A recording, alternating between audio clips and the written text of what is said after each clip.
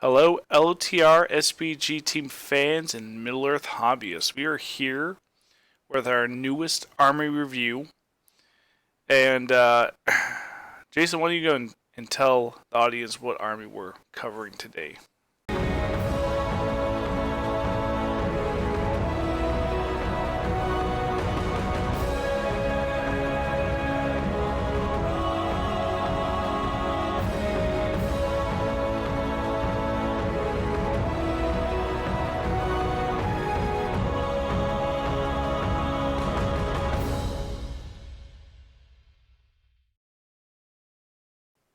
Hey there, everybody. So we are back with the sixth rendition of our Army Review series now, and we are going on to Evil. So in our last review, which we split into two videos, since we just got into a good conversation, I think we covered it really well, just had a lot to talk about. But we covered Iron Hills from the Hobbit book. So we are staying with the Hobbit book, as I preluded to, and we're going with none other than Azog's Legion. So sit back, relax, grab some paints and some coffee, and get ready to talk about Azog's Legion. So you can't start talking about Azog's Legion without, of course, talking about the most important part of Azog's Legion. Everybody's thinking it right now, and that's the Gundabad Troll, right? That's what you guys are thinking, right, Joe? Right, Dan? I'm pretty sure it's the Gundabad captain. No. Oh, okay. Well, yeah, we can talk to Captain. No. Sorry. It's the Goblin mercenary captain. That's what I was saying about the bat swarms. Oh, No. well. So my my armies of the Hobbit book was on my desk right next to me. By the way, Oh, figured I'd wow. point that out. Oh, wow. This is Joe, guys. This is Joe. He loses a lot of stuff. Well, we just mentioned several of the profiles, but let's actually start this a little backwards. Let's talk about the big baddie last. Kind of work with the warriors and cover some of them, and then move up to the heroes. Right. We'll just breeze over the Gundabad Orc Warrior real quick. He's just basically a Morannan warrior, strength 4, defense 5. You can give him a shield, you can give him a spear. He does have ancient enemies against dwarves and elves, though, so that is pretty thematic against the other armies that are in the Hobbit, primarily Thranduil's Halls and Iron Hills, or Erebor Reclaimed, or Thorin's army. What is that one though? Army of Thror. Army of Thor, yeah. Why did I say Thorin? But yeah, so they have Ancient Evil, or Ancient Enemies, I mean. Isn't that the one where you get +1 to wound, correct? Yeah, It is. and I would say it's a pretty big deal just because you see a lot of Iron Hills players nowadays. Yeah. I mean, the event we just did had two pure Iron Hills and 2 of them with Iron Hills. And then think about how many elf players there were. There were several players playing Last Alliance and Lothlorien. There were 2 Lothlorien, 2 Last Alliance. There was a Thranduil's Hall. So, I mean, there's 9 armies out of 26 for our just last event that you'd be getting +1 wound on. So you are paying for that, though, with their point value. Yeah. Yeah, but so the thing about the Azog Legion, the thing that makes them kind of different to me than Mordor, because they're basically Mordor in terms of like their troops, but then they have a lot of crazy stuff that they can take to support their army, like That's trolls true. and stuff. Yeah, that's true. But you probably I'd imagine if you're playing 800 plus points of Azog Legion, I'm gonna imagine you're gonna have a pretty good number of Gundabad Orc Warriors in your army, unless you want to do what John did, take all monsters. Take all monsters. Yeah. Well, they are pretty expensive, so just doing a normal spear and shield wall. If you're one of the types that likes to give your spear support shields as well, I mean, you're looking at a multi-point model who's only fight 3. That is the biggest weakness of the army, is that the warriors are pretty low fight value. So yeah, the strength 4 is nice though. It is nice, especially with +1 wound against dwarves and stuff. I mean, you're wounding Iron Hills warriors on 5s, even in shield wall. So that's pretty good. Yeah, because with the +1 to wound, with strength 4 against the defense 8, you really don't care about that. Yep. So, I don't think I'd probably, if I were going to go this way, I don't know if I'd give these guys shields, I'd probably go with spears, because what I would do is have them support this next guy, which is the Gundabad Berserker. And the Gundabad Berserker is as much as an Orc Berserker, but he has something that the Orc Berserker doesn't, and that's 8-inch movement. So that's really Yeah. cool. So you Yeah, still got and, the 2 attacks and 1 wound, but with and, 8-inch movement, you're talking about a troop that's going to get there quick. and that's kind of my actually kind of a gripe about that, because I play Isengard, Mm-hmm. and they're the same points cost as a Gundabad Berserker, right? Now, granted, against shooting missile attacks, the Berserker for Isengard can have defense 6, but Right. the Gundabad Berserker, unlike the Isengard Berserker, has 8-inch movement Mm-hmm. and has Ancient Evil as well for elves and dwarves. And he also has Oblivious to Pain. Yeah. And the Berserker for Isengard has that too, but we'll talk about it later how you can make that better for Gundabad, unlike Isengard. Another cool thing that I just actually never noticed before, but these Gundabad Berserkers also have axes, so they can be strength 5 potentially with 2 Yeah, attacks. with Piercing Strike. Yep. Yeah. So, and you can also give him a 2-handed pick if you want. Yeah, and they're also fight 4. So what I was just thinking is forego taking any regular board guides with your Orc Warriors and just take a handful of spear orcs. Yeah. Then you can have a 3 attack and a fight with fight 4. Yeah, I think Azog's Legion is one of those ones where you're paying a lot for your troops and stuff, because they are pretty expensive, like we just covered. But there is a lot of other weapons that you can take, and it's like pick your poison. Okay, what are you going to focus on? Are you going to focus on trying to take out these expensive Gundabad Berserkers that can come at you with 2 attacks, or are you going to try and focus on the next thing, which is the Gundabad Troll? And I think most people usually try to take a troll or an ogre or 2. But I think personally that the troll is the better of the options, even though it's twice the points. I mean, you get 2 ogres to 1 troll. Yeah. But let's be honest. The troll could kill the ogres amazing. pretty easily, yeah. Yeah. I was talking to John at the event. I think that the Gundabad Troll is probably the best troll in the game. It has to be, I think. Definitely. Unless you say, oh, well, what about the Troll Chieftain from Mordor? But it's the best troll troop in the game. Yeah. And even I'd even maybe take it against the Troll Chieftain too. And even then, I would consider throwing it in a fight against Birder or a Troll Chieftain, because they're the. Yeah. And by the way, the Gundabad Trolls also have ancient enemy dwarves and elves. Yeah. So they got their standard terror and also those 2 as well.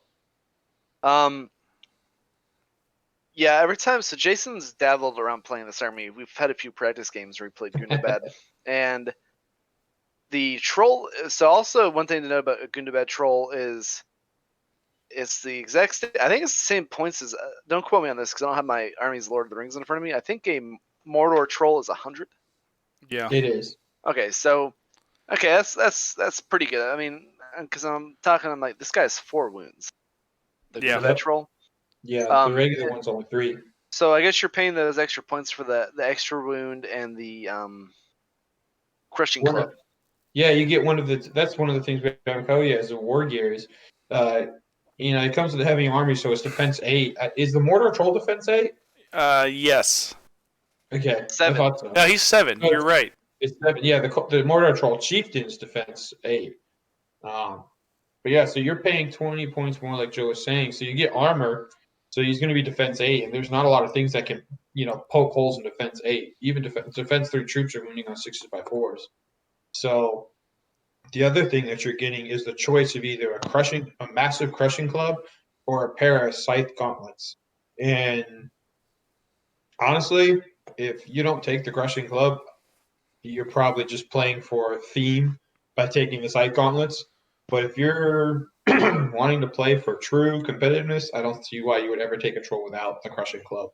The crushing club cause all wounds caused in combat end up doing D3 wounds. So your strength 7, if you roll it up against a multi-wound model, you're going to most likely be wounding it on 4s. And with 3 attacks, you got a good chance of getting at least 2. And then those are D3. So Yeah. Yeah, you're talking And, about Not a, easily yeah. killing a small elf hero or even a big elf hero if the troll has some Yeah. support in there.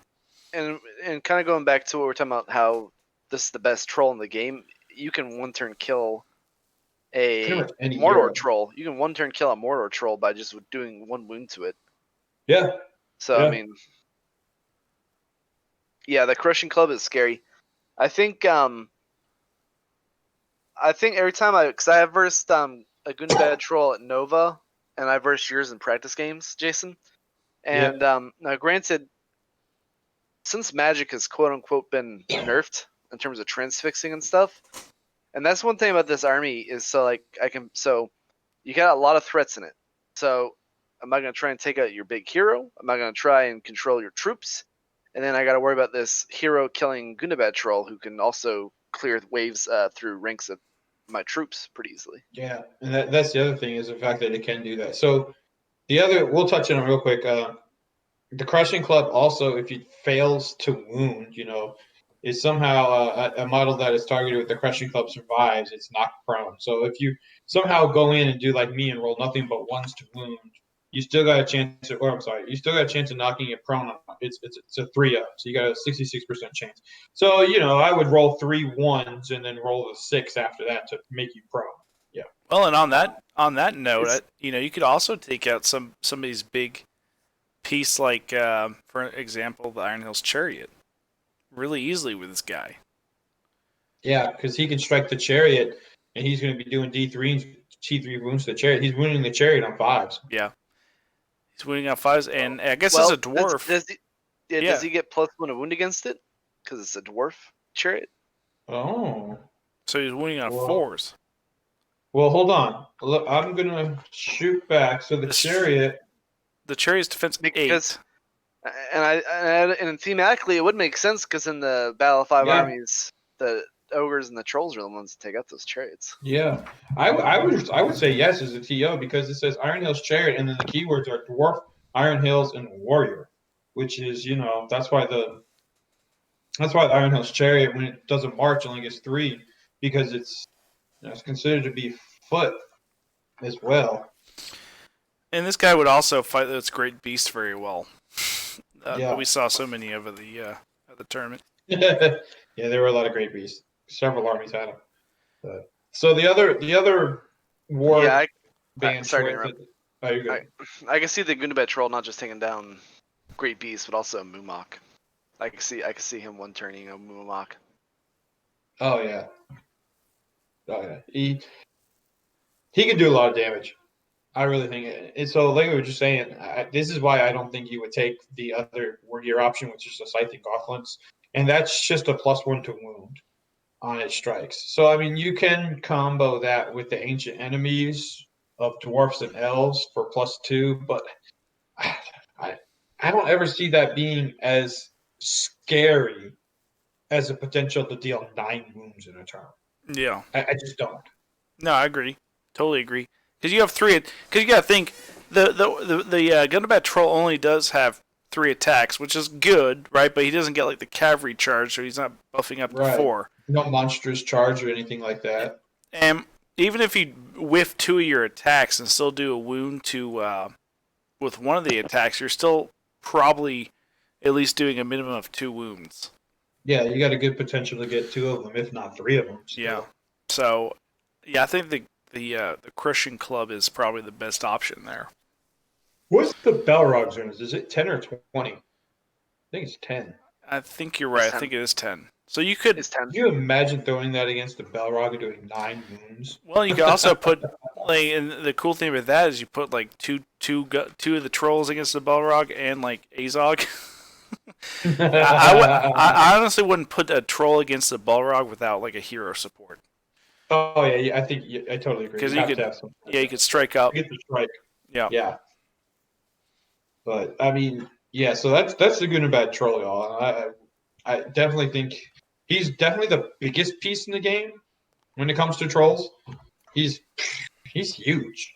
Yeah, he's really huge. I think he's even taller than like one of those great beasts you mentioned earlier. He actually makes most models in the game look. He makes the Balrog look like a baby. Yeah, that's true. Well, I mean, he's not taller than the Bal. He's not as big as the Balrog, but Beefier. he's standing toe to toe with it. He's not much of a shadow. He's standing in. So in 1,000, so I'm actually writing a list as we talk about this army. It's a good idea. Just out of like, because I'm like, talking about these pieces, I'm seeing what a 800,000 point army would look like. So far, I'm taking the big hero, 6 berserkers, 6 warriors of spear, and 2 trolls. Because I have a theory. I have 2 theories on this army, and we'll go into it after we talk about the hero. So, how many points are you at right now? I'm at 615 with 15 models. Damn. Well, let's get through these next profiles, and we can go talk about some lists, because I'm actually more anxious to talk about some list builds and stuff than I am to talk about the profiles. All right. We got the next profile is the Catapult Troll. Yep. So the Catapult Troll is basically just a Gundabad Troll with, it's got no armor, so it's down to defense 7. It's up to 5 wounds, 3 attacks, and he's got a catapult on his back. And it has a standard, it's kind of like the Mortar Catapult. It's got volley fire, 12 to 96 inch range, resolved to strength 10. It does have a 2-inch AoE, and then everyone within that suffers a strength 6. That's pretty dang good. That's pretty dang good. That's his. I mean, that is the Mortar Troll, or not the Mortar. I'm sorry, the Mortar Catapult. Yeah, and then he's got the Goblin crew. So it's run by a Goblin crew. So if the Catapult Troll gets into combat, if he wins the fight, in addition to any strikes that the Troll makes, the Goblin crew may also make strikes against those in combat with the Troll. So the Goblins inflict D6 Strength 3 strikes if the Catapult Troll wins the fight. Note that if the Catapult Troll uses a brutal power attack, then the Goblins do not get these additional strikes. So you're talking about going into a fight and potentially having 9, strikes. 3. You only get the 3 to win the fight, but if you win it, then you can have potentially 9 strikes. So, I mean, they're only strength 3, but strength 3 is nothing to laugh at if you're throwing, 4 or 5 of them on top of your strength 7 from the Catapult Troll. So that's crazy. So you got a Catapult Troll that can lob really powerful rocks at someone. And then unlike most other siege engines, that thing can fight. And he's actually a pretty good shooter too. If he stands still and shoots, it's a 4-0. He can move and shoot, right? He can, but if he moves, he'll only ever hit on a 6. But that's, I mean, granted, maybe have a few turns, you sit back, you shoot, and then you move up, and then maybe try and get a cheeky shot while you move, kind of thing. Well, the downside to that too, so it's got 2 downside effects. So you can move and shoot the same turn, and you can move your full movement too. So you'll only ever hit on a 6, but if you roll a 1, then the catapult has malfunctioned, and the troll himself takes a wound. So you got 5 of them, like I said, which isn't, so 1 wound's maybe not that big a deal, but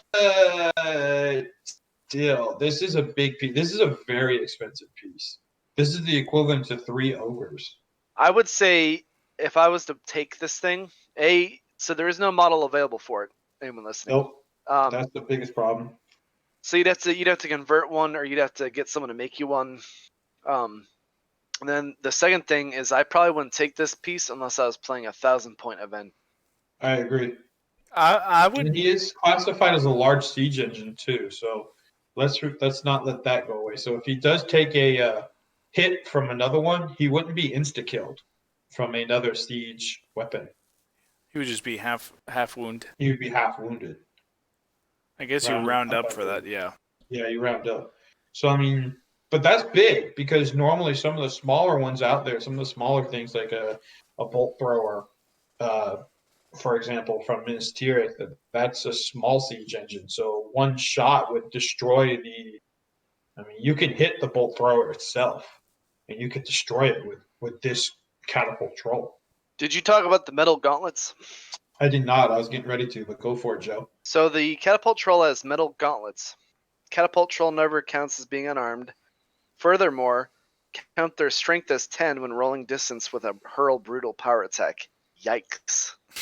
So you're talking about hurling a strength 3 model at least 7 inches. With the potential, is it D6 on top of that? Yep.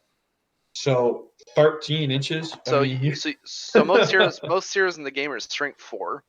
So you could potentially hurl a hero 10 inches away somewhere. yeah, Or sorry, 12 inches away 12 somewhere. inches. Yeah. So you can.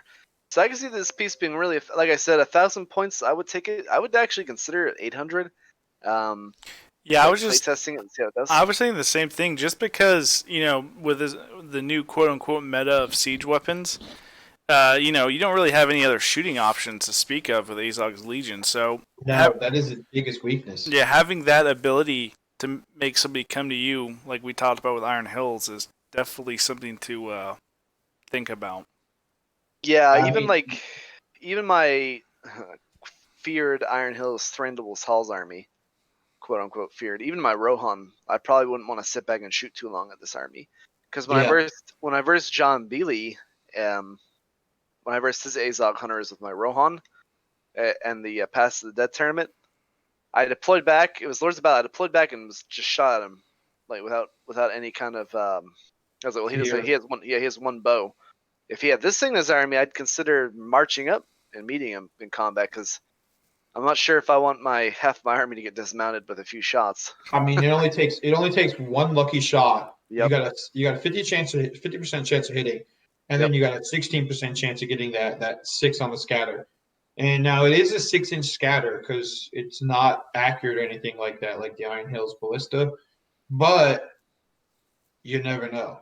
It would take one bad play to ruin your day, or Let- it would take one lucky shot to kill my Thaden or someone's hero. Yeah, whoever's leading. literally this last tournament, guys. I was walking by and Robert actually told me that Jerry's catapult killed his Aragorn. Holy cow! So That kind of hurt. I mean, it worked out for him, and literally the catapult, I think it's 80 points for Gondor. It did Yes. more than doubled its points. Yeah. More than doubled its points, and actually, really, he said the catapult didn't do much for him. Or sorry, the trebuchet with Gondor, the trebuchet hadn't done much for him the rest of the tournament, but just that one game, Killing the leader. killing the leader, getting the lead piece, and getting rid of Aragorn is massive. Well, those 80 points made up themselves for all 3 games in that one shot. That's exactly what he said.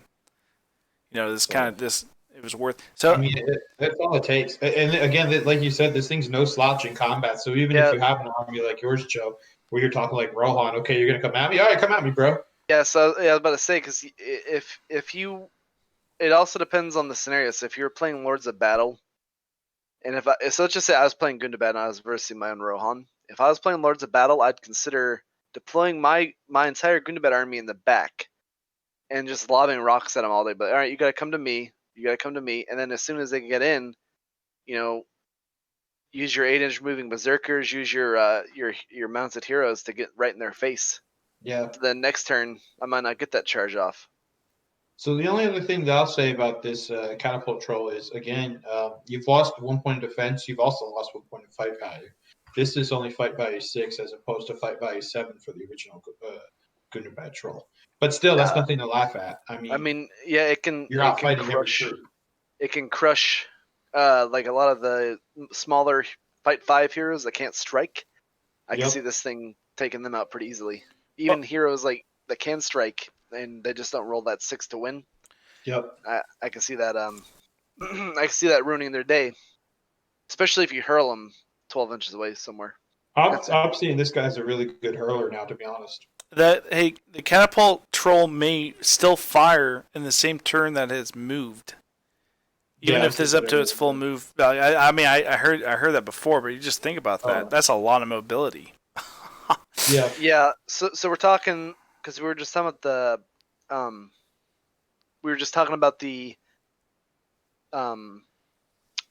trebuchet, and we were talking about my Iron Hills Ballista. So round one, I versed Jerry with my army, and he had his trebuchet, and it did a little bit. It killed a few guys, and my ballista killed a few guys. But I left my ballista crew abandoned my ballista at one point to start tying up his troops because it was on reconnoiter. This Catapult Troll, I can see you leave him on the back flank, on the backfield somewhere when you're playing a scenario like Reconnoiter or Storm the Camp. I can see this guy being a really good defender of a camp or a board edge somewhere, too. You know, the other thing too is the biggest difference is that this is an evil model. Yeah, so you can't shoot in combat. Yep. Yeah, you don't care about your own model, your Yep. own models being in combat. So that's the other thing with like good artillery is that you're only going to get maybe 2 shots, 3 if you're really lucky, depending on the scenario, like Reconnoiter. But this thing don't care, and I don't really even see anything that says you can't shoot it in combat. Yeah, So put a Goblin True. mercenary in there. Combat, why not shoot? You know. Take like So- a warband of Goblin mercenaries just to tie up guys and shoot at them. Yeah, why not? Yeah, so actually, after talking about this thing, maybe you should play test around with it a little, Jason. Yeah. Well, you know, I thought about converting a Gundabad troll. Yep. we guys, we had already talked about a way to convert one prior to this, but after reading his rules again, might be something to revisit. Yep. So the Troll Brute is the next Yep. profile. Mm-hmm. So the Troll Brute is basically a Gundabad troll that's not fully developed. Yeah, it's been tormented and has fish hooks in its eyes and stubby mace arms. Looks like something. Potentially both are riding on his head. It looks like something. You remember in Toy Story, Sid? Yeah. Oh, yeah. It looks like something Sid would come up with. Yeah. Yeah. Well, I mean, and his profile kind of reflects that. He's down to fight 5 now, strength 7 still, but defensive 6. Yeah. Still 3 attacks, still 4 wounds. The courage value is 3. He's fearless. He is fearless, though. But against something like Blades of the Dead, which, you know, Dead of Dunharrow is kind of popular. They're very popular. You see at least one of those armies, if not 2, at most events now. Yeah, So, it would take a turn of just the King of the Dead one-shotting it. But yeah. he's not as expensive as the other trolls either, though, points wise. No, he's 20 points less. He's the same cost Is a as Mordor a troll. Mordor troll. Yeah. I think he's probably better than Mordor troll personally. Yeah, the 4 wounds and the the fight 5 would hurt against if you were to 1-on-1, but the crushing still, that's blow. outfighting most troops. Should we talk about the crushing blow rule? Yeah, that's his biggest thing. Yeah, each time a troll brute moves into base contact with another model, I'm assuming that means your own model as well. Yep, another model. Must inflict a single strength 10 hit upon that model. Cavalry models suffer these hits on both the rider and the mount. If the model is slain, then the troll brute may continue its move. If it is not slain, the troll brute stops exactly like charging model would, and the model is an enemy. Will fight as normal in the fight phase. So he's basically got 1 impact hit. Yeah. Yeah, but it's a pretty strong one, strength 10. Yeah. That's wounding most things on 3s. Yeah. Unless you're defense 8 or better, you're being even defense 8, defense 9 or better.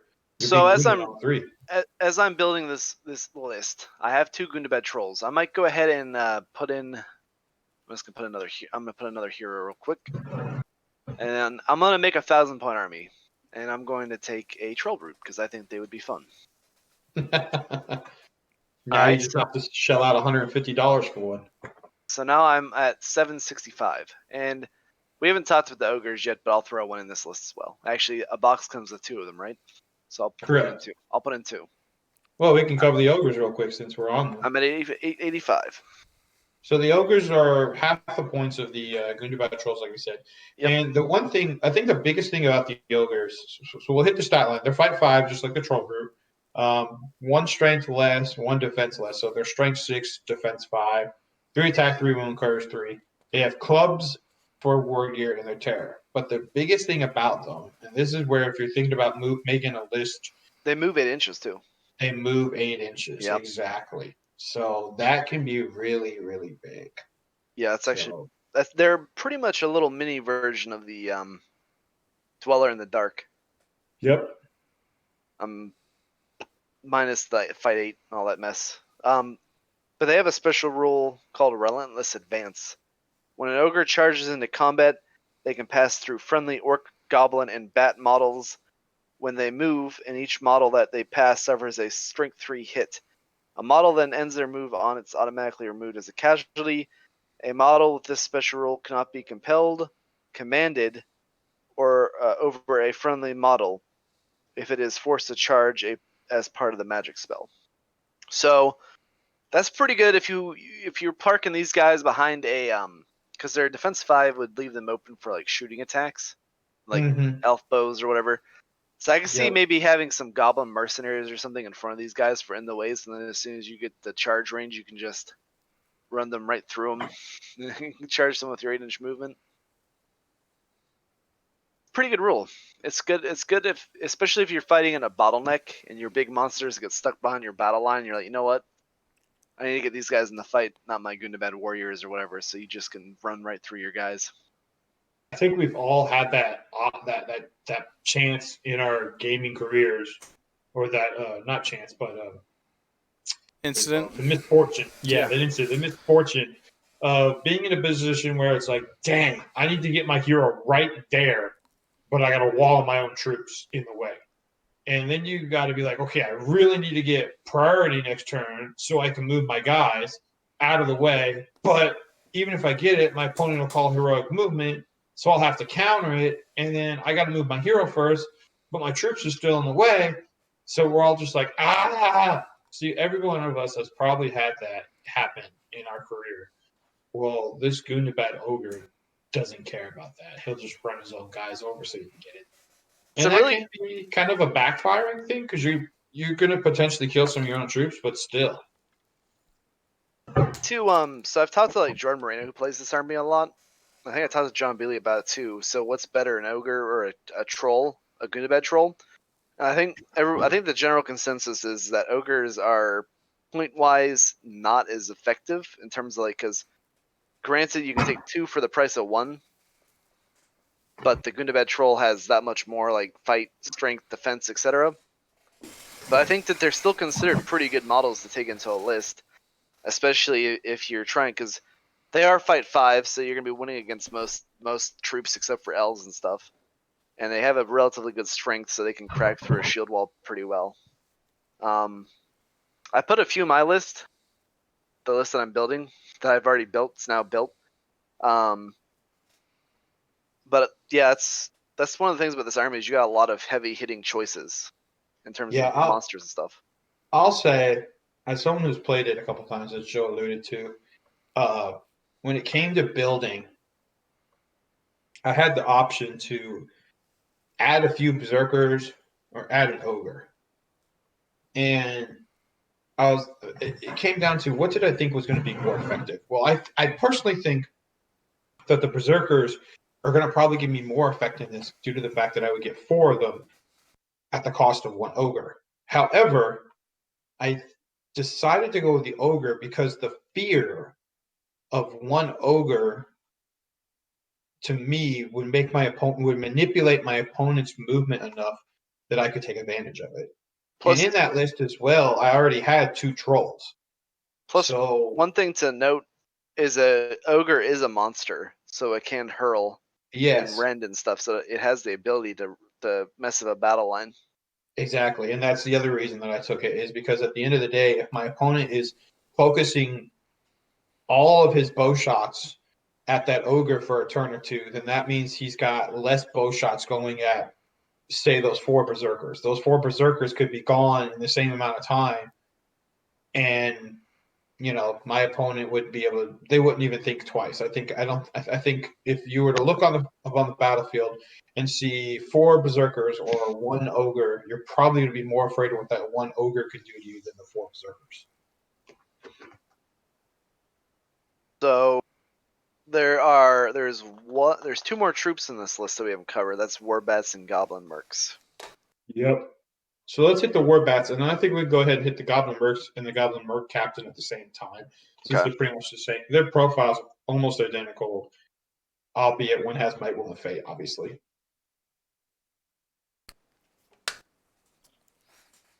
The Warbats. Oh, sorry, Dan. Go ahead. Yeah, so the Warbats move 12 inches, which is good. Right off the bat, right off the bat. I'm kind of considering taking one on the list just because, hey, in some of these objective scenarios, you can go play some. You can go run them in the back of the board. Maybe in a reconnoiter scenario, you have an easy model to fly off the table for a fairly cheap point cost. Move 12, fight 3, shoot up on a 5, 5 up, strength 4, defense 4, 2 attacks, 2 wounds, courage 3. Then the war gear is razor sharp teeth and talons, and the special rules fly.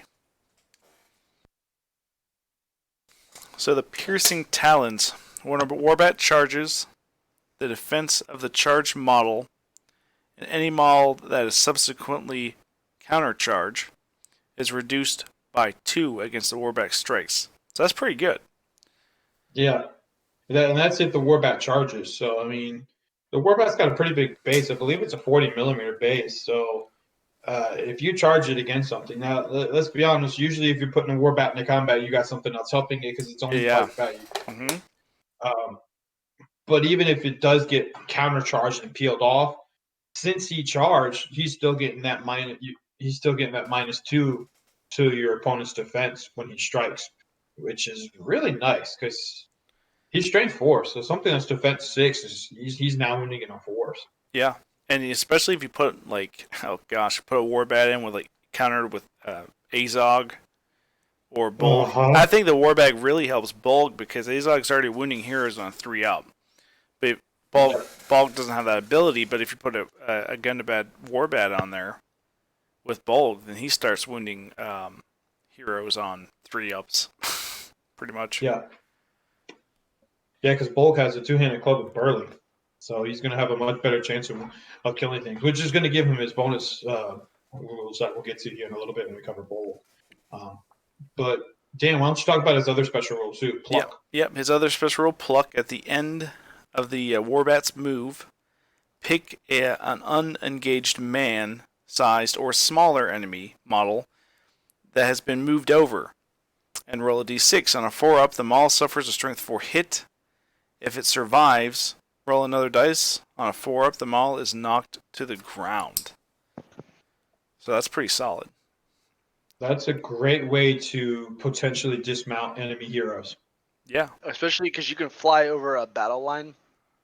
So if someone has a wizard or a shade or whatever on the in the back of their shield wall, you can fly this thing over. A, you can try and wound it. And B, you're going to knock them prone. So if someone has Elisar on a horse, you can just fly over them and try and knock them to the ground. Yep. I mean, that's the great thing, too, is because, like you said, since you have fly, you don't care about control zones. You can literally just be like, okay, I'm picking this guy up, and I'm going to fly over you 6 inches and fly back.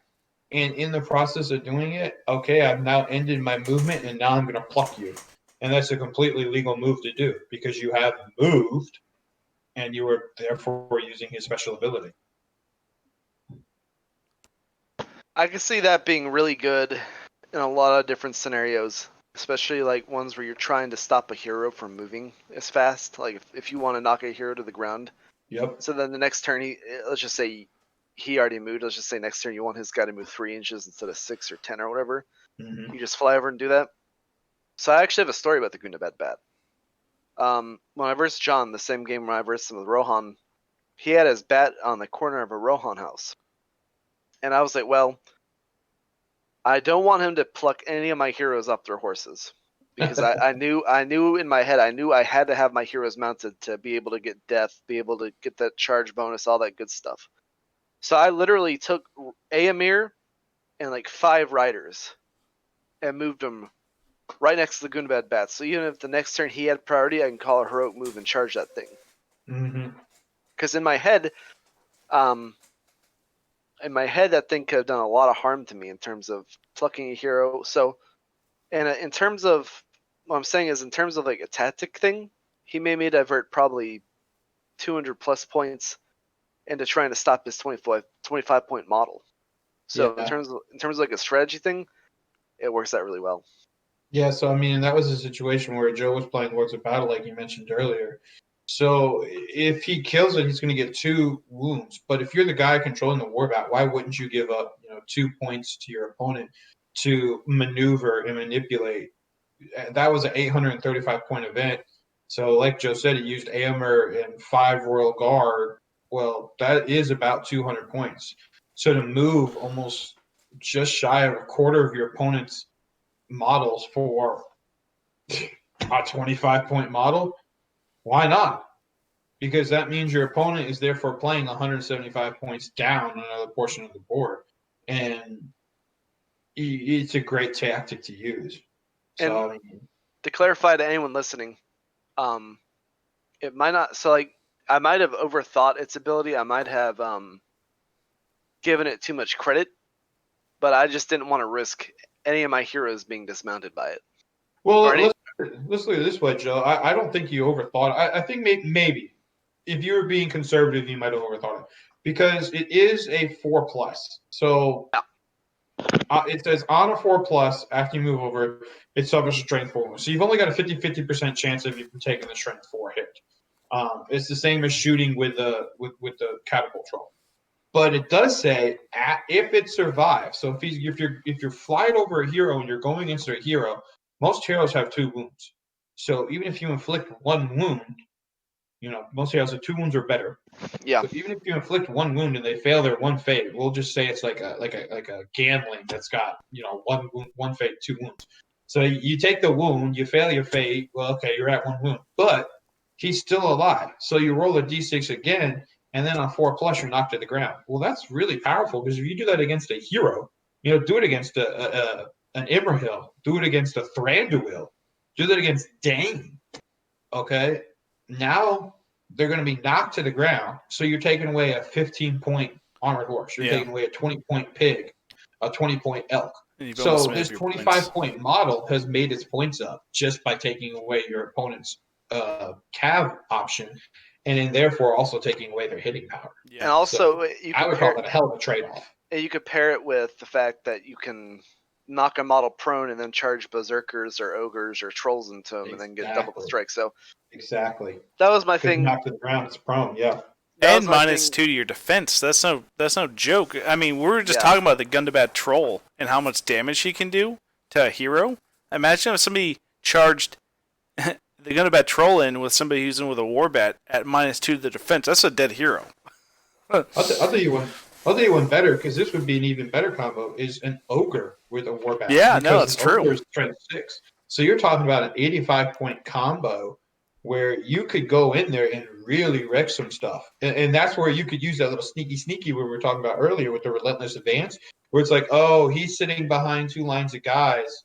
Why is he flying his thing over and plucking me? Oh, yeah, by the way, I'm just going to move 8 inches through my 2 ranks of guys, and now I've charged your hero model who's on the ground and is prone and is going to get -2 to their defense, and now I've got a strength 6 ogre coming in on you.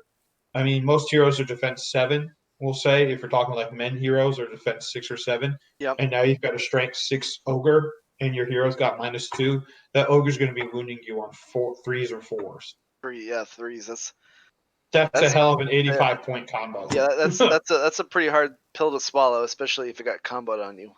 Yeah, I just thought of that while looking at it. Well, why not? Why would you not try that? Think about this, guys. We're talking about like fighting different heroes. But what if you were fighting somebody else's monster, like a heavy, like a, for example, we use the Moomok, -2 to their defense, getting hit with strength 6 attacks. Mm-hmm. I mean, you're talking about making it really easy to, and especially, we haven't even talked about the heroes yet, but just the trolls.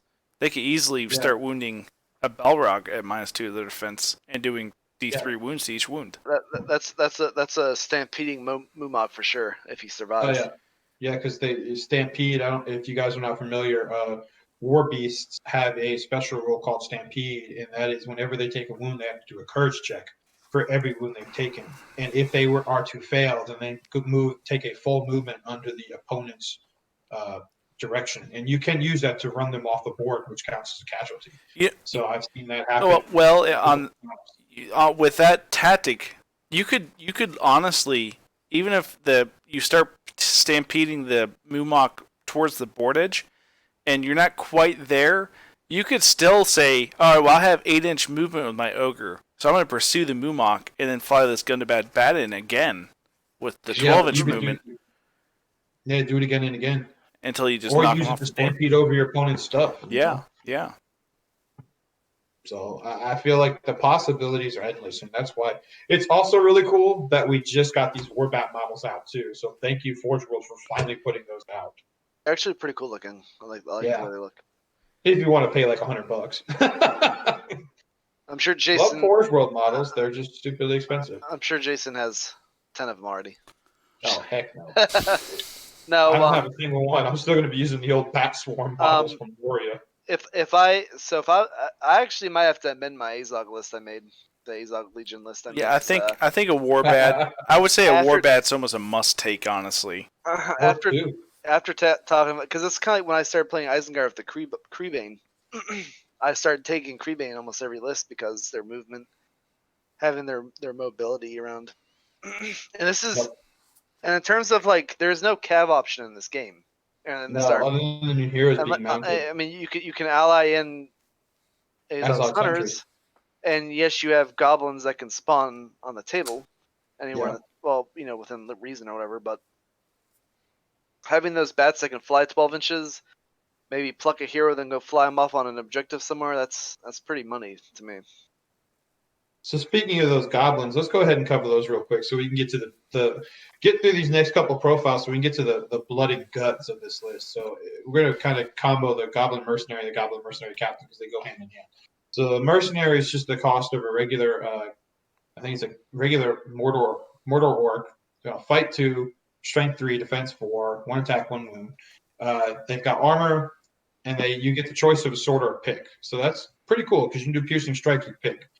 They've got 3 special rules: Cave Dwellers, Chittering Horde, and Mercenary Ambush.